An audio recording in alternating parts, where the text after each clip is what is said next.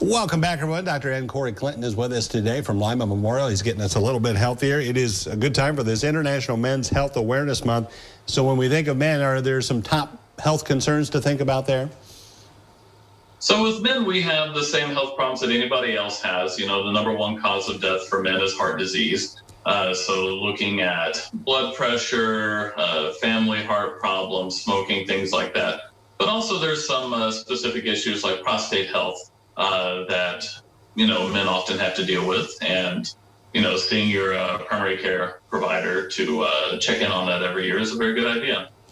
Are there certain lifestyle changes, no matter what our age, that we should think about? You know, we go all the way back to kids when, you know, your parents told you eat your vegetables, eat your fruits, and exercise, those kind of things. Do those still all hold true lifestyle changes that we can even do today?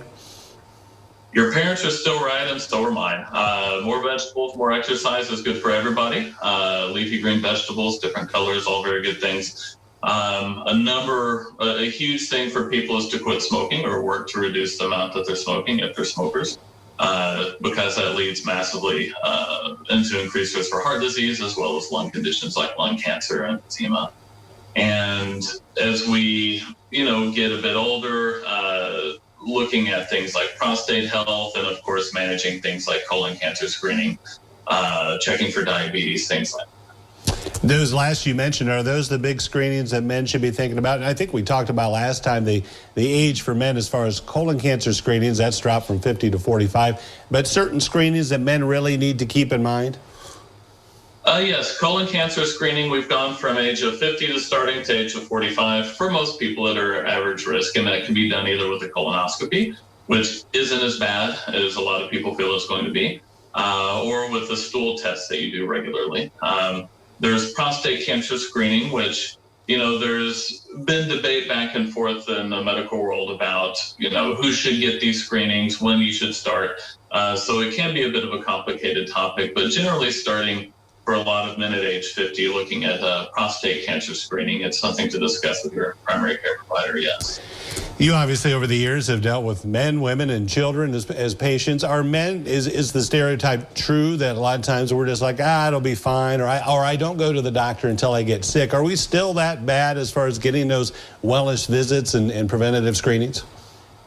I can either confirm or deny that. So it often is kind of an issue. And a big part of this is just finding a primary care provider that you can see, that you feel comfortable speaking with, and that you don't mind going to see, even if it's just once a year to check blood pressure and make sure you're up to date on some blood work and things like that. So it doesn't have to be painful to get in and do these things. It doesn't have to be a big part of your life. It's something that we can, for most people, get done with once or sometimes twice a year, depending on what's going on, and move on from there. So a lot of guys are kind of bad about that. You know, that's just how it is sometimes. And, you know, come in and we can get caught up. Well, and that's a great point, because I think a lot of people think, well, this has been my lifestyle, whether it's not exercising or eating poorly for their entire life, and they get into their 50s, 60s, and 70s. I've always done this. But as you mentioned, you're never too old to change, right? And have a positive health impact from that change.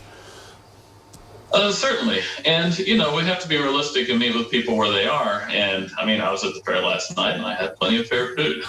People are going to eat, you know, how they've been eating and do what they've been doing. And really it's just a matter of helping people figure out ways that work for them to either change their nutrition a bit or exercise or work on smoking. Those are all things that can be improved upon, and it doesn't have to be, you know, some kind of painful session to deal with it.